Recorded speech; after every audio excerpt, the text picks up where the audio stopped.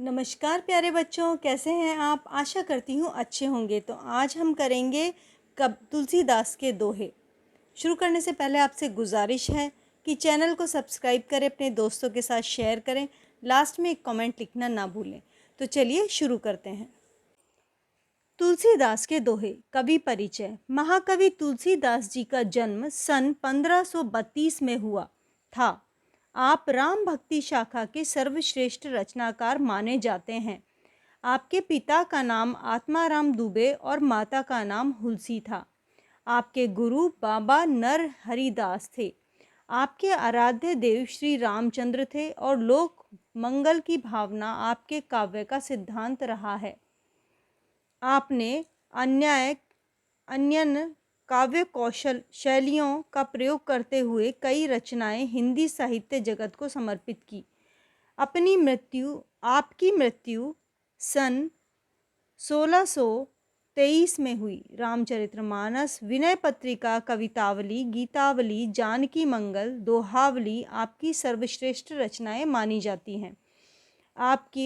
आपका अवधी और ब्रज भाषा पर समान अधिकार था। मतलब इनकी रचनाएं जो हैं उसकी जो लैंग्वेज है वो अवधी और ब्रज है।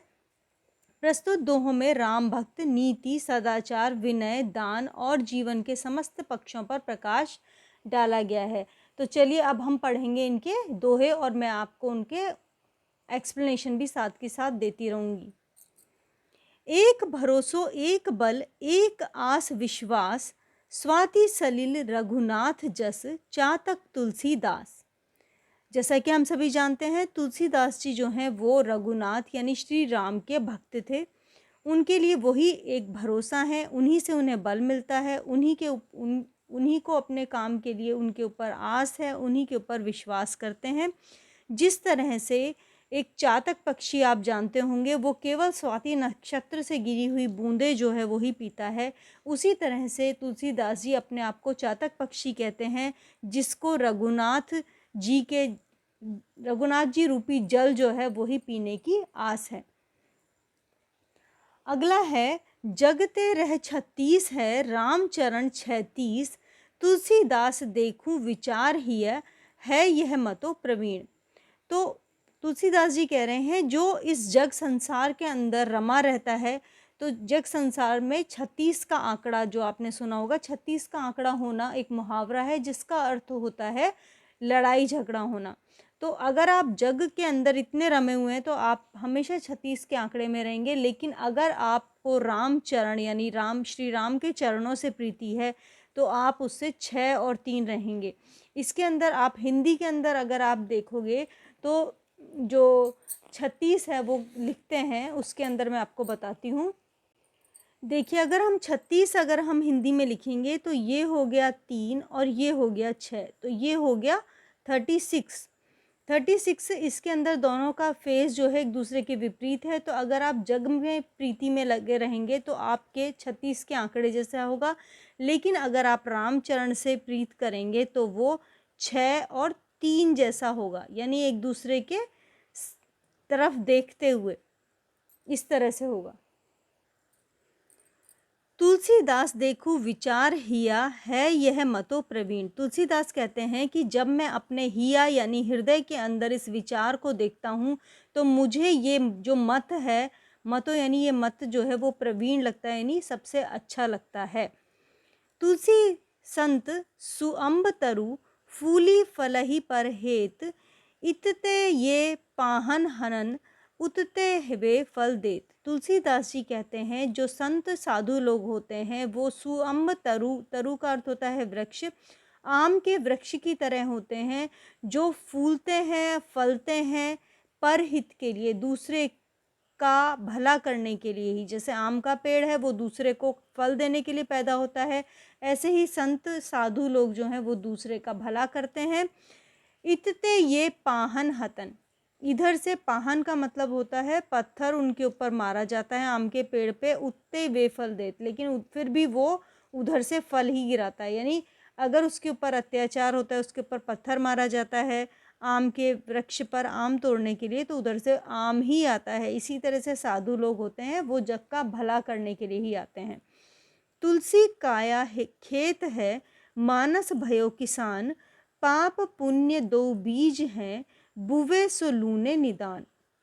तुलसीदास जी कह रहे हैं ये काया यानी शरीर जो है वो खेत की तरह एग्रीकल्चर लैंड है। मानस भयो किसान, मानस यानी मन यानी हमारा इनर जो सोल है वो किसान है यानी एक फार्मर है। पाप और पुण्य दो हमारे पास सीड हैं और हम इसके अंदर जो भी बोएंगे, चाहे वो पाप बोएं चाहे वो पुण्य बोएं, वही हमें वापस मिलेगा। जैसे किसान जो है एग्रीकल्चर लैंड के अंदर जो भी बोता है उसका 100 गुना उसको प्राप्त होता है, उसी तरह इस काया रूपी खेत के अंदर हम पाप और पुण्य में से जो भी बीज बोएंगे वही हमें मिलेगा। मधुर वचन ते जात मिटे, उत्तम जन अभिमान, तनक शीत जल सो मिटे, जैसे दूध उफान। तुलसीदास जी बोल रहे हैं कि आप मधुर वचन बोलेंगे तो उससे आपका जात मिटेगा, मतलब आपके दूसरों के बीच में और आपके बीच में जो अंतर है वो मिट जाएगा। उत्तम जन अभिमान, और जो उत्तम लोग हैं यानी कि जो पंडित लोग हैं या जो अच्छे लोग हैं वो इस बात में अहंकार कभी नहीं करते हैं। जिस तरह से तनक शीत, तनिक यानी थोड़े से शीतल जल को डालने से उफनता हुआ जो दूध है वो भी नीचे आ जाता है, उसी तरह से मधुर वचन बोलने से हम अपने अंदर का भी अहंकार मिटाते हैं और दूसरे लोगों का भी अहंकार मिटाते हैं। जिस तरह से उबलते हुए जल में थोड़ा सा पानी डाल दें तो वो जो दूध है वो नीचे आ जाता है। अब आगे है, तुलसी इह संसार में भांति भांति के लोग, सबसों हिल मिल बोलिए नदी नाव संयोग। तुलसीदास जी कह रहे हैं यही संसार, इस संसार में भांति भांति यानी तरह तरह के लोग रहते हैं। सबसों हिल मिल बोलिए, आपको सभी से हिल मिल कर बोलना चाहिए। नदी नाव संयोग, जिस तरह से नदी के अंदर नाव जो है वो स्मूथली एक जगह से दूसरी जगह पर चली जाती है और कुछ अलग नज़र नहीं आता, इसी तरह से संसार में जो अलग अलग प्रकार के लोग हैं उनसे आपको हिल मिल कर रहना चाहिए। अगला है, काम क्रोध मद लोभ की, जो लो मन में खान, तो लो पंडित मूर्ख हों, तुलसी एक समान।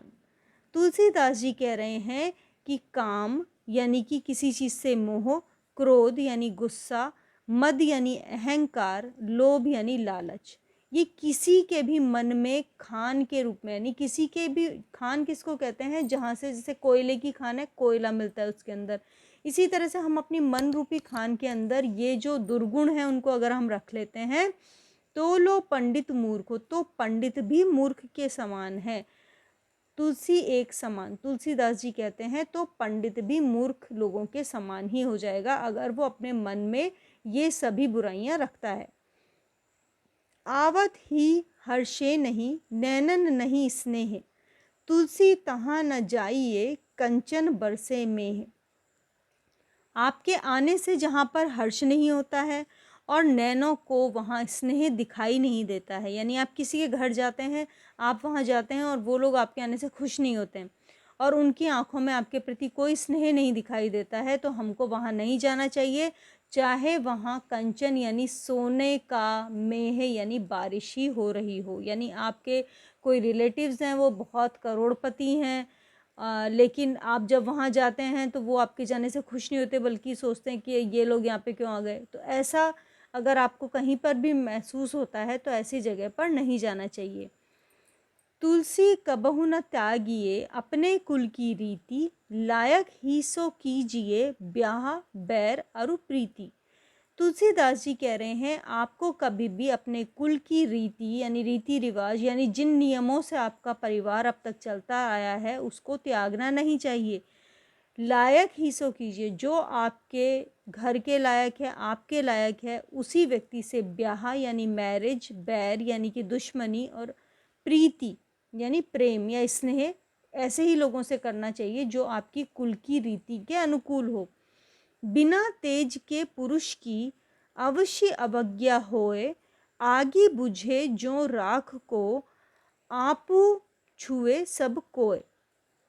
तुलसीदास जी कहते हैं कि बिना तेज का के पुरुष जो होता है यानी आदमी जो है वो अगर उसके अंदर तेज नहीं है, वो कायर है, तो उसकी अवश्य ही अवज्ञा होगी। यानी उसका अवज्ञा होना, अवज्ञा का अर्थ होता है कि कोई काम करने को कहें और आगे वाले ना माने, तो उसकी अवश्य ही अवज्ञा होएगी। जैसे आगी बुझे ज्यों राख को, आग बुझ जाने के बाद जिस प्रकार राख को आपू छुए सब कोई, सब लोग आसानी से छूने लग जाते हैं। इसी तरह से तेज के बिना तेजहीन पुरुष जो है या कायर पुरुष जो है उसकी भी अवज्ञा होगी, सब लोग उसका मजाक उड़ाएंगे। तो इसी के साथ ये अध्याय समाप्त होता है। आपको कैसा लगा एक कमेंट करके ज़रूर बताएं।